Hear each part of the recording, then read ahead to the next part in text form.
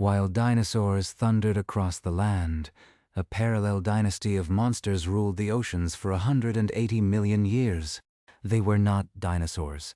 They were a completely separate evolutionary experiment that produced 40-foot serpentine hunters, long-necked ambush predators with 4 paddle-like flippers, and warm-blooded dolphin-shaped reptiles that gave live birth and patrolled the deep. And yet, 66 million years ago, when a single asteroid struck the Earth, their entire world vanished in a matter of months. Not a single one survived. What were these forgotten rulers of the sea? And why, after dominating longer than mammals have even existed, did their story end so completely that modern whales had to evolve from scratch? Imagine an Earth where the continents are still huddled together as a single supercontinent, Pangaea. The year is roughly 250 million years before our time. The land belongs to early dinosaurs and bizarre reptilian ancestors, but beneath the surface of a vast global ocean called Panthalassa, something remarkable is happening. For the next 180 million years, the seas will not belong to fish, nor to sharks, but to 3 successive dynasties of giant reptiles that have no business being in the water. They are air-breathing, warm-blooded, live-bearing marine predators that evolved not from one ancestor, but 3 separate land-dwelling lineages that each independently crawled back into the sea. The ichthyosaurs came first, transforming themselves into dolphin-shaped sprinters with the largest eyes of any vertebrate. Then came the plesiosaurs, with their impossibly long necks and 4-flipper propulsion, like a sea turtle crossed with a snake. And finally, the mosasaurs, true monsters reaching 56 feet, the apex predators of the Cretaceous. They were not dinosaurs. They were something far stranger, a parallel evolutionary experiment that produced creatures utterly alien yet hauntingly familiar. And then, 66 million years ago, a 6-mile-wide asteroid slammed into the Yucatan Peninsula. Land dinosaurs perished in the ensuing firestorm and nuclear winter, but the marine reptiles faced a quieter, more insidious killer: rapid ocean acidification that collapsed the very base of the food web within months. After 180 million years of dominance, longer than mammals have walked the Earth, they vanished without leaving a single descendant. The modern dolphin and whale are not their heirs. Those are mammals who had to start the entire marine adaptation from zero, tens of millions of years later. How did 3 separate dynasties of ocean rulers rise to absolute power? And why, after weathering countless extinction events, did the crash of the Chicxulub asteroid erase them so completely that the ocean had to be repopulated from scratch? To understand the end, we have to go back to the very beginning, when the first ichthyosaur took a breath and dived. 250 million years ago, in the early Triassic, the planet was recovering from the worst mass extinction in Earth's history. The Great Dying had wiped out 96% of marine species, leaving the seas eerily empty. On land, strange reptiles were starting to diversify into the first dinosaurs. But along the shallow tropical coasts of the supercontinent Pangaea, a different experiment was unfolding. A small lizard-like creature, maybe 2 feet long, with sprawling legs and a long tail, kept venturing into the water. It had lungs, not gills. It laid eggs on land. It had no business becoming an ocean ruler. But generation after generation, its descendants waded deeper, swam farther, and their bodies began to change. Limbs shortened and stiffened into paddles. The tail grew a downward kink to support a fluke. The spine became flexible for undulating propulsion. Over millions of years, these land reptiles sculpted themselves into something that looked hauntingly like a dolphin. This was the birth of the ichthyosaurs, and it remains one of the most dramatic transformations in vertebrate history. But here is what makes this transformation truly astonishing. It happened completely independently of anything happening on land. While the ancestors of dinosaurs were just getting their start, these reptiles were mastering an entirely alien environment, reinventing the mammal body plan before true mammals even existed. The ichthyosaur was not related to the dolphin. It was not even closely related to the fish it resembled. It was a reptile that converged on the same hydrodynamic shape that whales and dolphins would only stumble upon nearly 200 million years later. Evolutionary biologist Stephen Jay Gould called the ichthyosaur his single favorite example of convergent evolution, and for good reason. The resemblance is so uncanny that early fossil hunters mistook them for fish. But pick up an ichthyosaur skeleton, and the truth is unmistakable. That flipper contains finger bones, the same 5-digit pattern found in your own hand, in a bat's wing, in a tyrannosaurus forearm. These creatures carried their land ancestry inside their flippers, a signature that evolution never erases. By the Middle Triassic, ichthyosaurs had become the undisputed apex predators of the global ocean. They diversified into dozens of species, from sleek, tuna-sized sprinters to giants like Shonisaurus, which stretched up to 70 feet and weighed over 80,000 pounds. They were the largest marine animals on the planet, cruising the Panthalassic Ocean that covered 70% of the globe. And they were not just big, they were sophisticated. Fossil evidence from places like Holzmaden in Germany reveals that ichthyosaurs gave birth to live young, tail first, just like modern cetaceans. We know this because we have found fossilized mothers with babies emerging from the birth canal, frozen in stone. This was no egg-laying beachcomber. The ichthyosaur had cut its last tie to land, becoming fully aquatic, capable of living its entire life in the open ocean, from birth to death. But the live birth revelation leads to an even deeper secret. To birth live young and maintain an active predatory lifestyle in cold open waters, you need to be warm-blooded. And ichthyosaurs, paleontologists now believe, were endothermic. They generated their own body heat. Multiple lines of evidence. Bone histology that shows sustained growth rates, isotope geochemistry that indicates stable body temperatures, and the sheer energetic demands of their size and speed all point to the same conclusion. They had a layer of insulating blubber, just like whales. They had a high metabolic rate. They could chase fast-moving squid and fish through deep, cold water without slowing down. This was a reptile that had broken every rule of reptilian biology, becoming a turbocharged, warm-blooded torpedo. And then there were the eyes. Ichthyosaur eyes are the stuff of paleontological legend. The largest species possessed eyeballs the size of dinner plates, the largest eyes ever recorded in any animal, living or extinct. Why? Because they were hunting at depths where sunlight barely penetrates. Giant squid, massive armored fish, creatures that would erupt from the dark below. The ichthyosaur could dive hundreds of meters, track prey with binocular vision in near-total blackness, and then surge upward with devastating speed. They were the night hunters of the Triassic and Jurassic seas, the original deep-water assassins. For over 50 million years, this formula worked perfectly. Ichthyosaurs dominated every marine ecosystem, from tropical reefs to polar waters. They survived mass extinctions that wiped out other groups. They were, by any measure, one of the most successful animal lineages the planet has ever produced. And yet, if you look at the fossil record around 200 million years ago, you start to notice something strange. Something else is appearing in the shallow seas. Something with a neck so long and a body plan so bizarre that it seems almost impossible. The first plesiosaurs had arrived.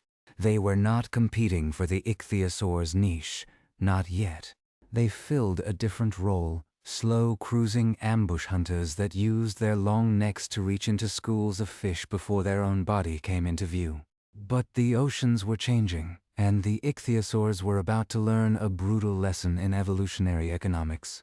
180 million years of marine reptile dominance was not the product of one single dynasty, but of three. And the first was about to face its first true rival. The end of the Triassic brought another wave of catastrophe. Massive volcanic eruptions tore open the supercontinent Pangaea, pumping carbon dioxide into the atmosphere and acidifying the oceans. Another mass extinction swept the planet, decimating many reptile groups both on land and in the sea. But the ichthyosaurs, with their warm-blooded physiology and open ocean range, pulled through. They entered the Jurassic period stronger than ever, diversifying into forms like the dolphin-sized Stenopterygius and the giant Urhinosaurus, with its bizarre swordfish-like snout. They were the unchallenged rulers of the marine world. But while they were busy perfecting their speed and deep diving abilities, the plesiosaurs were quietly expanding.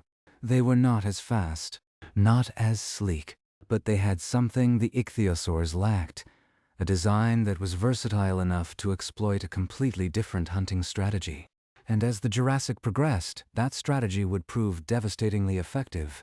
The first cracks in the ichthyosaur dynasty were beginning to show. The stage was being set for a takeover.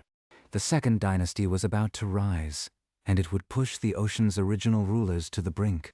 To understand how the plesiosaurs stole the seas from the ichthyosaurs, you need to appreciate what an absurd creature a plesiosaur actually is. Imagine attaching a snake's neck, sometimes longer than the entire rest of the body, onto a broad, barrel-shaped torso with 4 powerful flippers. The neck alone could contain more than 40 individual vertebrae, each one precisely articulated to allow a deadly combination of stealth and reach. A plesiosaur could hover nearly motionless in the water, relying on its 4-flipper propulsion system to maneuver with the precision of an underwater drone, then snake its head into a school of unsuspecting fish before the school even registered the body behind it. This was not speed hunting. This was ambush architecture perfected. Plesiosaurs came in 2 basic flavors: the long-necked plesiosauroids, with their slow cruising, precision strike approach, and the short-necked plesiosaurs, which were essentially giant marine bulldogs. Plesiosaurs had huge crocodile-like heads packed with conical teeth designed to crush ammonites, tear apart large fish, and even take down other marine reptiles. Names like Leopleurodon and Chronosaurus evoke monsters that could reach 35 to 40 feet, and wield 4 flippers that gave them explosive acceleration. If the long-necked plesiosaur was a sniper, the plesiosaur was a battering ram. Together, they filled every predatory niche between the shoreline and the deep blue. But here is the secret that made plesiosaurs so successful and so resilient. Like the ichthyosaurs before them, they had evolved full endothermy, true warm-bloodedness, independently. Detailed studies of their bone growth rates and the chemical isotopes locked in their teeth reveal stable, elevated body temperatures that allowed them to cruise through cold ocean currents without slowing down. They gave birth to live young, a single large infant at a time, which meant they never needed to risk beaching themselves. Fossil discoveries from the Cretaceous of Kansas, of all places, show a mother plesiosaur with a large fetus inside her, proving that this was a fully pelagic, fully committed marine reptile. They had cut every tie to the land, just as the ichthyosaurs had, but they had done it in a completely different way, with a completely different body plan, from a completely different ancestor. And that ancestor, if you trace it back, was likely a semi-aquatic reptile that looked something like a long-necked lizard wading through Triassic swamps. But by the Jurassic, the plesiosaur design had become a global conquest. Their fossils have been found on every continent, from the icy islands of Antarctica to the tropical seas that once covered Europe. They were the most cosmopolitan of all marine reptiles, and they held that title for over 100 million years. The ichthyosaurs, for all their speed and deep-diving prowess, simply could not outadapt this new competitor in the shallow coastal niches. The plesiosaurs were not just invaders, they were an improvement, at least for the hunting grounds they claimed. The ichthyosaur response to this pressure was not extinction. Not yet. They still owned the open ocean, the deep nocturnal hunt. The dolphin-shaped bodies sliced through the water with an efficiency that plesiosaurs, with their draggy bodies, could never match. And so, for tens of millions of years, the two dynasties coexisted, partitioned by depth and distance. The plesiosaurs owned the coastal shelves, the reefs, the sunlit shallows. The ichthyosaurs owned the abyss. It was an uneasy truce, but it worked until the Cretaceous began. One of the great mysteries of paleontology is why the ichthyosaurs declined and ultimately vanished roughly 94 million years ago, long before the asteroid that ended the age of reptiles. They had survived so many mass extinctions, from the end Triassic catastrophe to the lesser crises of the Jurassic, only to fade out during the early Cretaceous when the planet was, by all measures, relatively stable. The ocean was warm, productive. There was no asteroid, no supervolcano, and yet the ichthyosaurs, over the course of a few million years, simply dwindled and then disappeared. Their extinction was so quiet that many textbooks barely mention it, but the clues are there. Their diversity had already been declining. The mid-Cretaceous saw a period of intense ocean anoxia, widespread oxygen-starved dead zones that may have collapsed the food webs they relied upon. At the same time, the plesiosaurs were diversifying, filling niches faster than the ichthyosaurs could retreat into their deep-water strongholds. The coup de grace was not a sudden blow, but a slow, relentless squeeze. Some scientists believe it was not just anoxia, but a fundamental shift in ocean chemistry and prey distribution. The giant squid and deep-water fish that sustained the large-eyed ichthyosaurs may have moved or dwindled. The warm, sluggish, Cretaceous seas may have been too stagnant for the fast, high-metabolism ichthyosaurs to sustain themselves. Whatever the precise cause, the result was the same.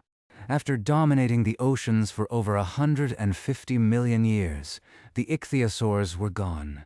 The dolphin-shaped dynasty had fallen. There would be no successors, no ichthyosaur descendants hiding in the deep.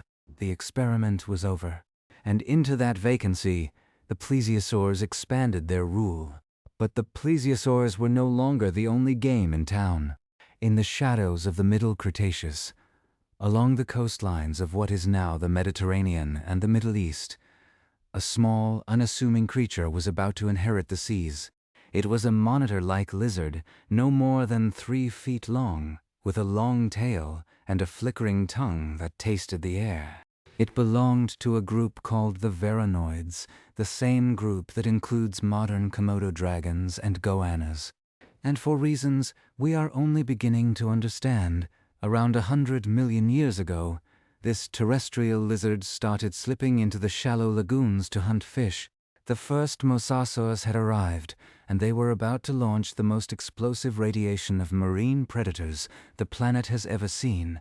In the span of roughly 20 million years, mosasaurs transformed from these humble, weasel-sized shore hunters into the largest marine apex predators the world has ever known. Mosasaurus itself, the tyrant of the western interior, seaway of North America, reached 56 feet and weighed over 15 tons. Its skull alone was over 5 feet long, armed with 2 rows of teeth on the upper jaw designed to grip and shred everything from giant turtles to plesiosaurs, and yes, even other mosasaurs. This was not the slow, deliberate ambush of the plesiosaur, nor the deep-diving precision of the ichthyosaur. This was a full-on, hyper-carnivorous rampage. The mosasaur was a crocodile thrown into a blender with a killer whale and a dash of Komodo dragon venom.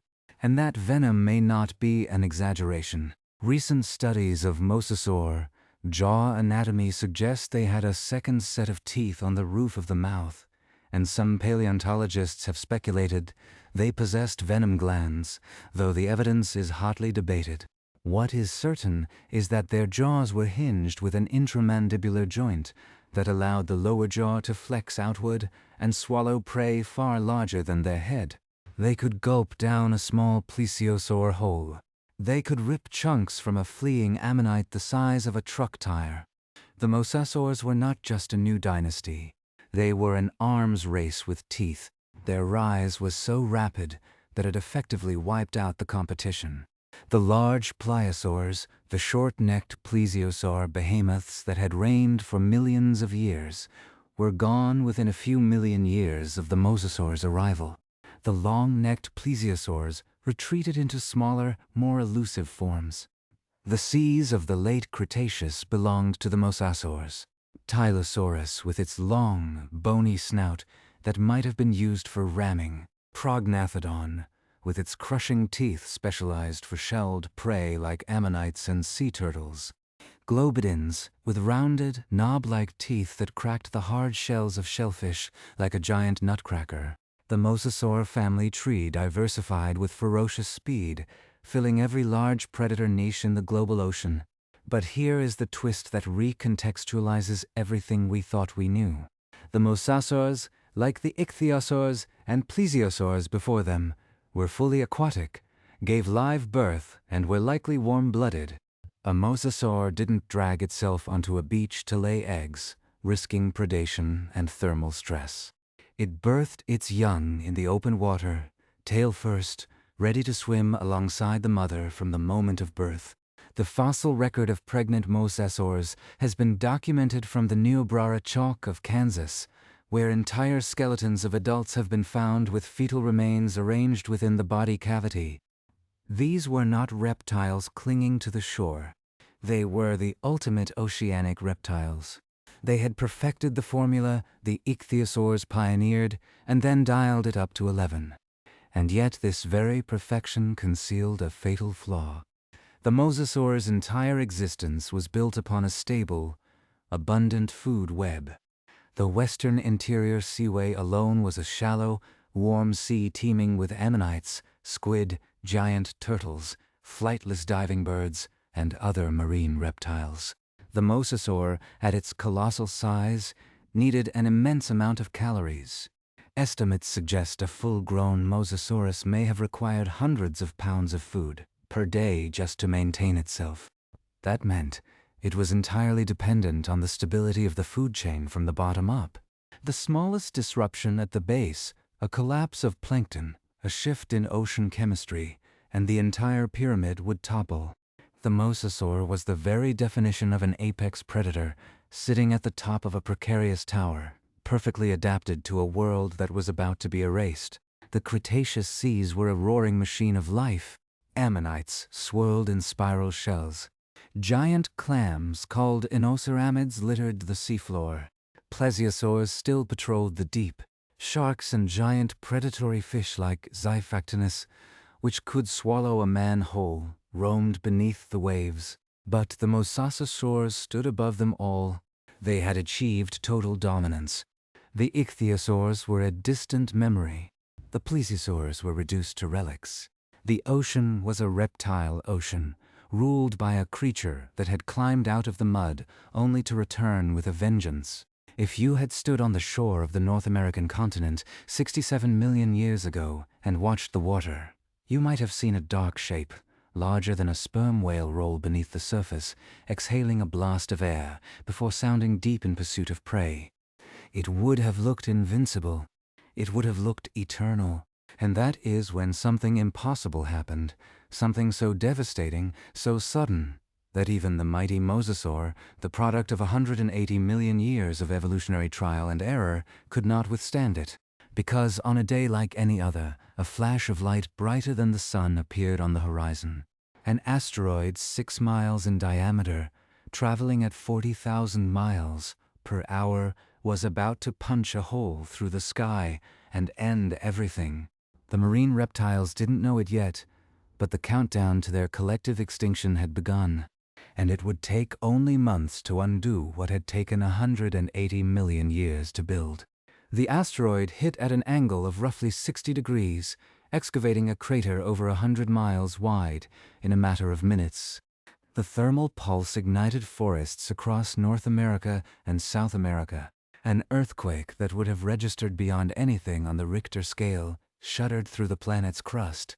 But for the creatures living in the ocean, the first seconds were deceptively normal. Sound travels faster underwater, and the shockwave that ripped through the western interior seaway arrived before any visual cue.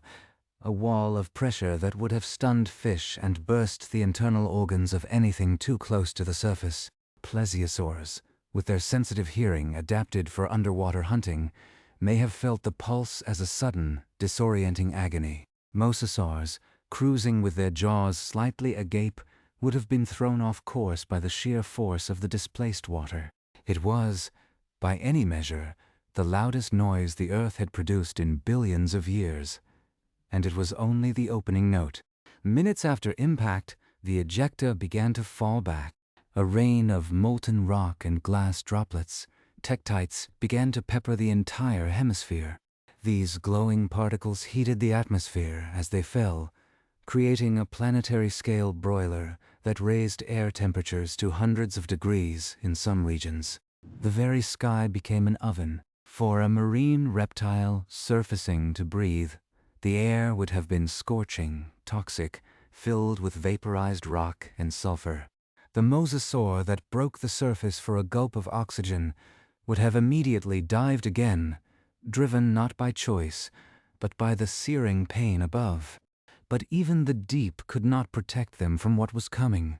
Within hours, the first tsunami waves began to sweep across the globe.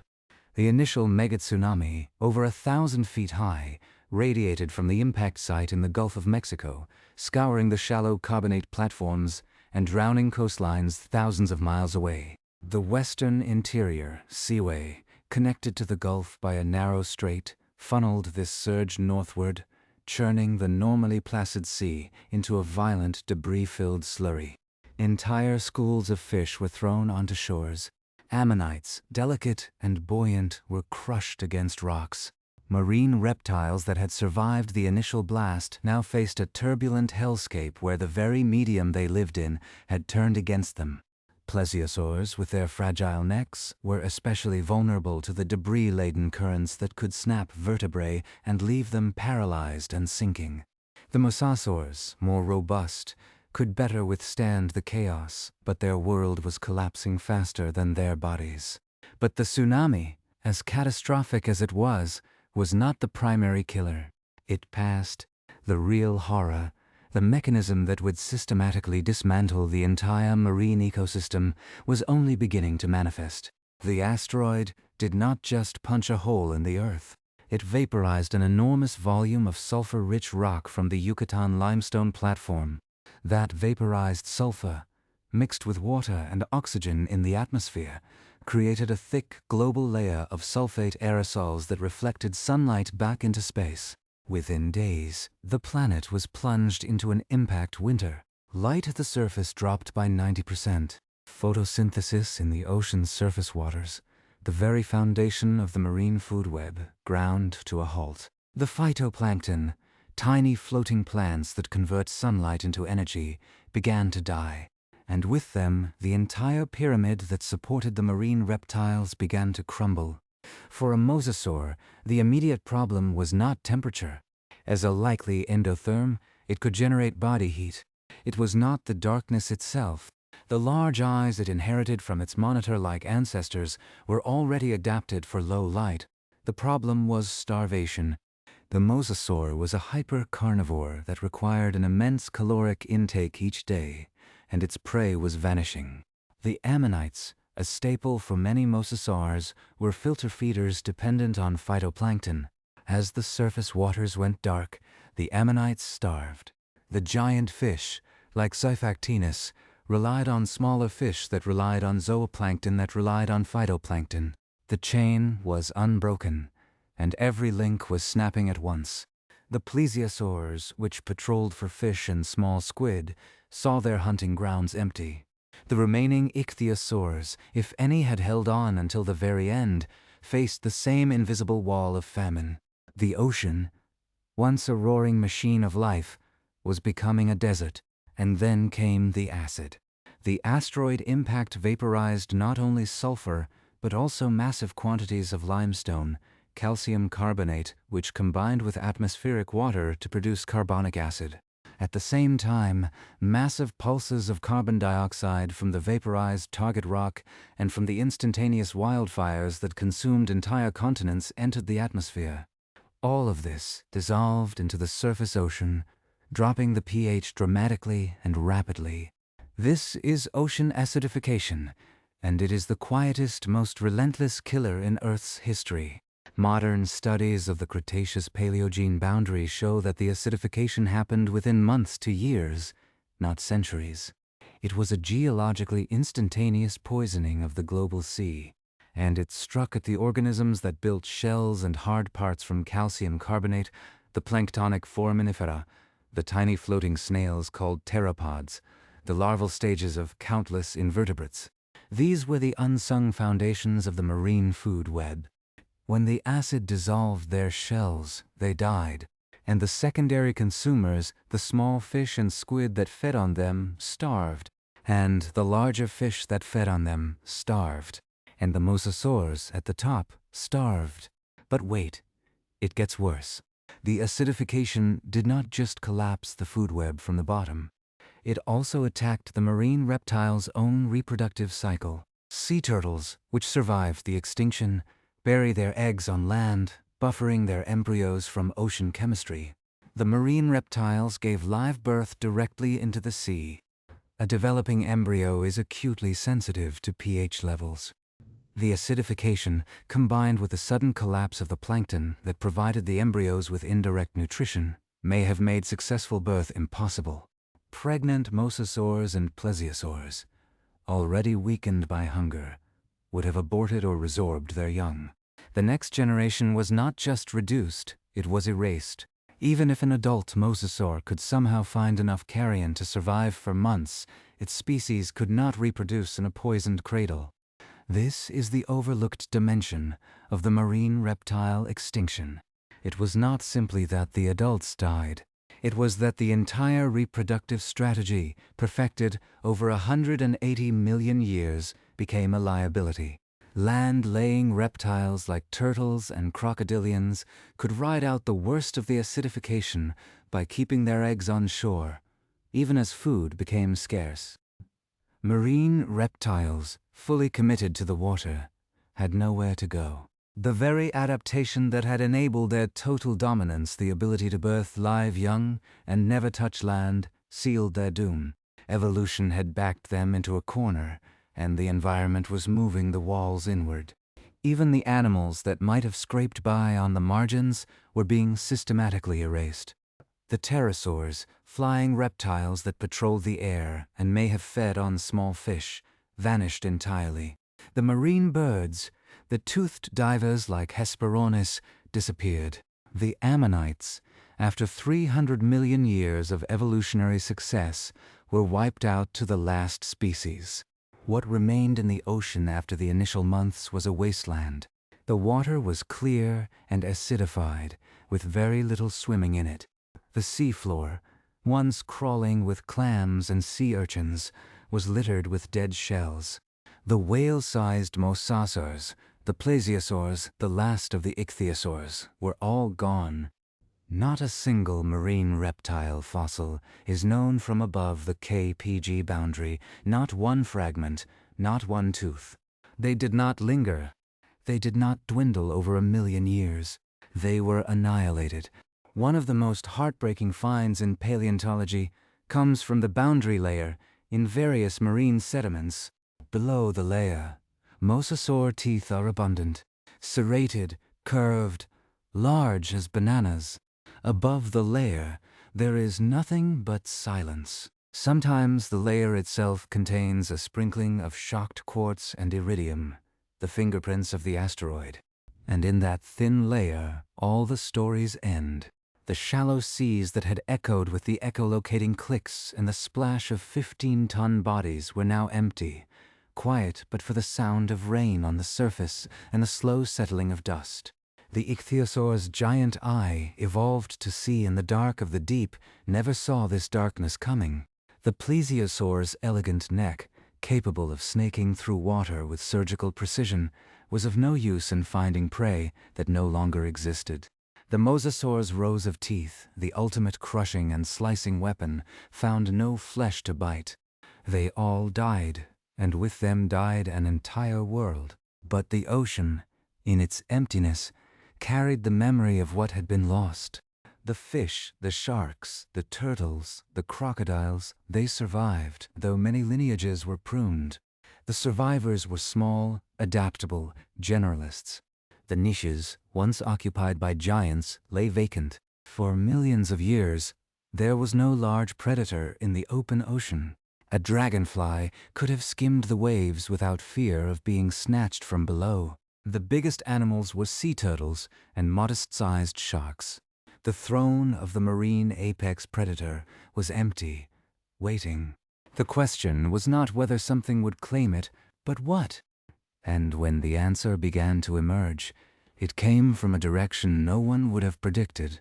It came not from a reptile, but from a small, shrew-like mammal that had huddled in the leaf litter during the long winter that followed the impact. It would take tens of millions of years, but the ungulate descendants of those survivors would return to the water. They would become whales. They would reinvent the whale-shaped body from scratch, converging on the same hydrodynamic form the ichthyosaurs had pioneered. They would evolve, baleen and echolocation and deep-diving blubber, just as the marine reptiles had. The ocean, after its long silence, was about to be repopulated by a dynasty that had no memory of the ichthyosaur, no genetic connection to the mosasaur. It was an entirely new experiment, starting from zero. And in that new beginning lies a profound truth about extinction, about reinvention, and about the fragility of even the most dominant forms of life. For millions of years after the impact, the ocean was a graveyard without mourners. The plankton slowly returned, drawn from refugia, where a few hardy species had survived the darkness. The fish followed. The sharks, ancient and resilient, reclaimed the middle depths. The sea turtles paddled through the empty blue, their ancient lineage spared because their eggs sat safely on beaches above the acidified shallows. The crocodilians, semi-aquatic generalists that could scavenge and hibernate through lean times, persisted in the estuaries. But the large, active predators, the cruise specialists, the deep-diving sprinters, the ambush hunters with necks like serpents, were gone. Not reduced, not marginalized, but erased so completely that for 30 million years, no animal on Earth would grow beyond 30 feet in the open ocean. The throne sat empty, gathering dust. The experiment of reptilian marine dominance had ended not with a whimper, but with a signature of shocked quartz and iridium. The age of marine reptiles was over. But nature abhors a vacuum, and somewhere, in the shadow of the recovering forests, a small, unprepossessing mammal was about to begin one of the most audacious evolutionary journeys ever undertaken. To understand how the ocean was repopulated, you have to forget everything you think you know about whales. The modern blue whale, 100 feet long and over 100 tons, is not the product of a steady linear march into the sea. It is the endpoint of a bizarre, halting, and frankly improbable sequence of transformations that began roughly 50 million years ago. In the Eocene epoch, when the planet was warm and the Tethys Sea stretched across what is now the Mediterranean and the Middle East. In the shallow coastal swamps of what would become Pakistan, a creature about the size of a dog browsed on leaves and waded into the water to catch fish. It had 4 legs, hooves, and a long tail.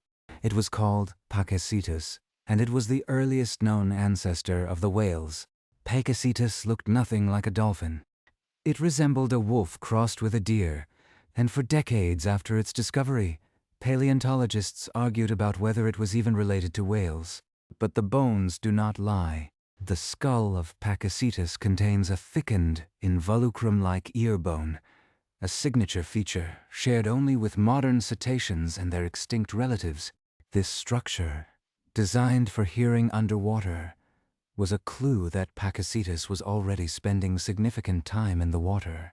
Its eye sockets were positioned high on the skull, like a crocodile, allowing it to see above the surface while its body remained submerged. Its teeth were sharp and differentiated, suited for catching slippery prey. This was not yet a whale. It was a semi-aquatic hunter on the cusp of a transformation that would span 20 million years and produce the largest animals in Earth's history. The next act in this drama is written in the bones of Ambulocetus, the so-called walking whale. Discovered in the same region, Ambulocetus was larger, heavier, and more committed to the water. Its legs were shorter, its feet enlarged like paddles. It moved on land with the awkward, lurching gait of a sea lion, but in the water, it undulated its spine vertically like an otter, using its hind limbs for propulsion and its long, muscular tail for steering. It could chase fish through murky mangrove channels, its ears tuned to the vibrations of prey, its jaws snapping shut with visceral force. Ambulocetus still returned to land to rest and perhaps to give birth, but its destiny was already written in the shortening of its limbs and the thickening of its vertebrae. The sea was calling, and its descendants answered.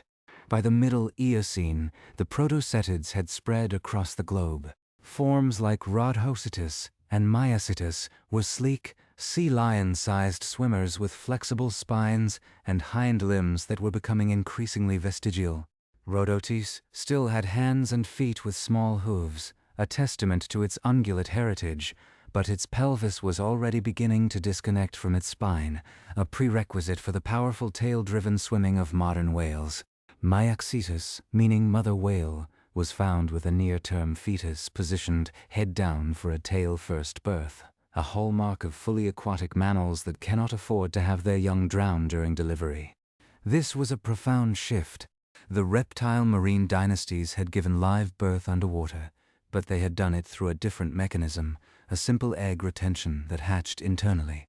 The whale's placental reproduction, with its long gestation and lactation, was a new kind of commitment to the sea, one that would require entirely novel physiological and behavioral adaptations. The transition culminated in the Basilosaurids, the first fully aquatic whales. Basilosaurus itself, misleadingly named king lizard by early paleontologists who mistook it for a marine reptile, was a serpentine, 40-foot-long carnivore with a tiny head and a sinuous body. Its hind limbs were reduced to tiny, useless stubs that no longer reached the outside of the body. They were evolutionary vestiges, a fading memory of the land. In the same waters swam Dorodon, a smaller, dolphin-like whale that would give rise to the two great lineages of modern cetaceans, the toothed whales and the baleen whales. From these Eocene forms, the cetaceans exploded in diversity during the Oligocene and Miocene, filling every marine niche from freshwater rivers to the abyssal plains. They evolved echolocation, a biological sonar that allowed toothed whales to hunt in total darkness, a solution that the ichthyosaurs never stumbled upon. They evolved baleen, a filtering apparatus that allowed the largest animals ever to exist to feed on the smallest prey. They evolved complex social structures, songs, that cross entire ocean basins and brains that rival those of primates. They had reinvented the marine apex predator from scratch using a completely different genetic toolkit and a completely different reproductive strategy. And they had done it in less than a third of the time the marine reptiles had taken. But here is where the story circles back and lands with an almost poetic symmetry. When you look at a dolphin today, with its streamlined body, its dorsal fin, its flippers that conceal five-fingered hands, and its powerful tail fluke, you are looking at a creature that is, in form, nearly identical to an ichthyosaur from 160 million years ago. The same hydrodynamic constraints shaped the same solutions. The blubber layer, the live birth, the warm blood, the deep-diving physiology, all of it was reinvented. Stephen Jay Gould famously argued that if we could replay the tape of life, evolution would take a different path. But whales and ichthyosaurs suggest that for the aquatic niche, the tape plays the same chords over and over. The ocean demands a certain shape, a certain metabolism, a certain life history, and it will sculpt whatever raw material is available into that form. The ichthyosaur was a reptile that became a whale before whales existed. The whale is a mammal that became an ichthyosaur after ichthyosaurs vanished. They are not related. They are not connected by descent. They are connected by the relentless pressure of the sea. And yet, the differences are as instructive as the similarities. The whales evolved baleen, a structure that no reptile ever possessed. The ichthyosaurs evolved the largest eyes ever, a feature that no whale has matched, though the sperm whale's sonar may accomplish the same goal. The plesiosaurs evolved four-flipper propulsion, which no mammal has replicated. Whales use their tail only, with flippers serving as stabilizers. The mosasaurs evolved a double-hinged jaw that unlatched like a snake's, allowing them to swallow immense prey, a mechanism that whales have not duplicated. Each dynasty solved the problems of predation, respiration, locomotion, and reproduction in its own way, producing a mosaic of convergent and divergent adaptations. This is the true wonder of evolution.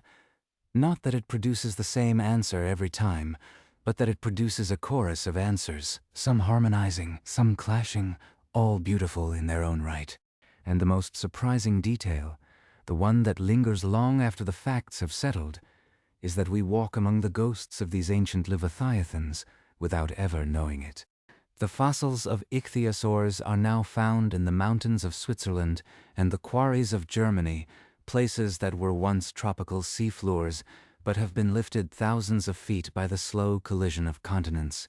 The mosasaurs of Kansas rest in chalk beds that were once the muddy bottom of the western interior seaway, a sea that split North America in two. The plesiosaurs of Antarctica lived in warm, productive waters before the continent froze. The story of marine reptiles is written not just in bones but in the very geography of our planet. Every fossil is a message from a lost world, a world governed by cycles of extinction and rebirth that dwarf human history into insignificance. The marine reptiles dominated for 180 million years. The mammal lineage that produced whales has only been fully aquatic for about 40 million years. We are still in the early chapters of the cetacean era, and if the past teaches us anything, it is that no dynasty lasts forever. The ichthyosaurs thought they were invincible, and they are gone. The plesiosaurs outlasted continents, and they are gone. The mosasaurs were the ultimate predators, and they are gone. The whales, for all their intelligence and majesty, are living on borrowed time, as all life does. The question is not if their reign will end, but what will take their place, and whether that next chapter will be written by reptiles, birds, or some creature we have not yet imagined. And that is where we leave this story, not with an ending, but with an open question. The ocean is patient. It has erased dynasties before, and it will erase them again. The ichthyosaurs, plesiosaurs, and mosasaurs are not just relics. They are reminders that the Earth's memory is long, and its appetite for reinvention is endless. They ruled quietly, without human witness, without monuments, and yet their legacy is the very shape of the whale beside you, the dolphin at the bow, the ancient primordial pulse of life that still beats beneath the waves. They are gone, but the ocean remembers. And in the deep, dark places where the pressure is crushing and the light never reaches, perhaps some fragment of their story still whispers in the currents, waiting for the next listener. There is something quietly humbling about standing on a shoreline and looking out at the horizon, knowing that the water you see has swallowed empires. The ichthyosaurs, the plesiosaurs, the mosasaurs, none of them built a single monument. They left no ruins for archaeologists to excavate, no languages to decipher, no art to interpret. Their entire legacy is a scattering of bones in rocks that were once seafloors. And yet, those bones speak more loudly than any pyramid. They tell us that dominance is temporary. They tell us that extinction is not a punishment for failure, but a condition of existence. And they tell us that the planet's capacity for renewal is boundless. Every whale that breaches beside a boat is a living echo of a reptile that swam the same waters millions of years before, fulfilling the same role, breathing the same air, and bound by the same immutable laws of physics and biology. Think about the last time you saw footage of a blue whale, 100 feet of muscle and blubber, opening its cavernous mouth to engulf an entire school of krill. It is awe-inspiring, but it is also profoundly eerie, because 66 million years ago, a mosasaur of similar size was doing something analogous, swallowing entire shoals of fish with a gape that could accommodate a small boat. The whale has no memory of the mosasaur. Its ancestors were tiny, terrestrial creatures hiding in the undergrowth when the asteroid struck. But the niche it occupies, the body shape it has acquired, the strategy it employs, these are not new. They are echoes, vibrations in the evolutionary fabric of the ocean that have played out before and will likely play out again. This is not to diminish the whale's magnificence. It is to elevate it. The whale is not just a mammal in the water. It is the inheritor of a dynasty that stretches back 180 million years. Even if the inheritance is purely ecological, not genetic, it is the latest verse in a song that was old when the dinosaurs first walked. And when you see a dolphin pod slicing through the bow wave of a ship, consider this. Their ancestors were wolf-like creatures that waded into a river in what is now Pakistan. They chose the water, or the water chose them, and over tens of millions of years, legs became flukes, snouts became beaks, and the body streamlined into a missile of flesh and sonar. The ichthyosaur did the exact same thing, starting from a lizard-like reptile. Two completely separate starting points, two utterly different genetic toolkits, one destination. The ocean is a selective pressure so intense that it bends every lineage that enters it into the same shape. It is evolution's greatest sculptor, and it works slowly, but inexorably. So when you look at a dolphin, you are not just looking at a friendly marine mammal. You are looking at the reincarnation of an idea that first appeared in the Triassic. You are looking at a ghost given flesh. But this story is not just about the past. It is about the present, and it is about you. The same ocean acidification that collapsed the Cretaceous food web is happening right now, driven not by an asteroid, but by the relentless burning of fossil fuels. Since the Industrial Revolution, the pH of the surface ocean has dropped by about 0.1 units, which may sound trivial but represents a 30% increase in acidity. The rate of acidification today is likely higher than at any point in the last 300 million years, including during the KPG extinction. The marine food web, from plankton to whales, is already feeling the strain. Coral reefs are dissolving. Shellfish are struggling to build their calcium carbonate homes. The tiny pteropods, the drifting snails that feed everything from salmon to seabirds, are losing their shells. We are not just warming the planet, we are replicating, on a slower but still terrifying timescale, the very conditions that annihilated the marine reptiles. And we are doing it with the full knowledge of what happened last time. The marine reptiles had no warning. They had no science, no models, no capacity to comprehend what was happening. They simply faced the consequences. We do not have that excuse. We have the fossil record, the geological data, the chemical signatures, and the mathematical projections. We know, not guess, not theorize, but know that acidifying oceans collapse marine ecosystems from the bottom up. We know that apex predators are always the first to go when the food web crumbles. And we know that after the crash, recovery takes millions of years, not decades. The whales, the dolphins, the seals, the sea turtles, all of them are the survivors of a new dynasty that is only 40 million years old. They are living in the shadow of the mosasaurs, building their own fragile empire on the same shifting foundation. And that foundation is cracking again. But this is not a sermon about climate change. It is a perspective shift. When you lie in bed tonight, drifting off with the sound of a documentary still humming in your ears, you might think about the ocean not as a vast, indifferent body of water, but as a library. Every layer of sediment is a page. Every fossil is a word. The story is long and complex, and you are part of it. Whether you realize it or not, the ocean has offered the same invitation to every lineage that has ever existed. Adapt or be remembered only in stone. The ichthyosaurs adapted magnificently, and they are stone. The plesiosaurs adapted with elegance, and they are stone. The mosasaurs adapted with terrifying power, and they are stone. The mammals are now writing their chapter. What that chapter says will depend on choices made not in millions of years, but in the next few decades. As you close your eyes, you might also wonder what the next dynasty will look like. If the cetaceans decline, what will rise to fill the vacancy? Will it be a new group of reptiles, perhaps the sea turtles evolving into something larger and more predatory? Will it be the cephalopods, the octopus and squid, whose intelligence and adaptability are already astonishing? Will it be something we cannot even conceive, a creature that will look back at our fossilized whale bones and wonder what strange world produced such giants? The answer is unknowable, and that unknowability is the most exhilarating part. The tape of life is still playing, and no matter how many times it rewinds, it never plays the same way twice. The ichthyosaur was a masterpiece.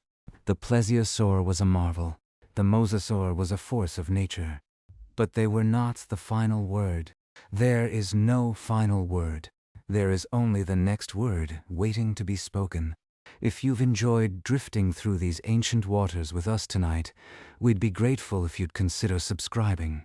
It costs nothing, supports the channel, and helps us keep exploring the forgotten corners of natural history, the stories that don't always make it into textbooks but deserve to be told. Hit the bell if you want to be notified when we dive into the next subject.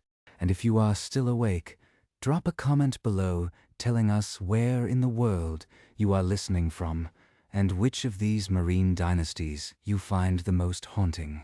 Is it the deep-diving ichthyosaur with its dinner plate eyes? The plesiosaur, gliding silently through ancient seas with a neck longer than a car? Or the mosasaur, the undisputed tyrant of the Cretaceous, erased in a matter of months despite its absolute power? We'd love to know. Until next time, sleep well and dream of oceans older than memory, where the water remembers everything.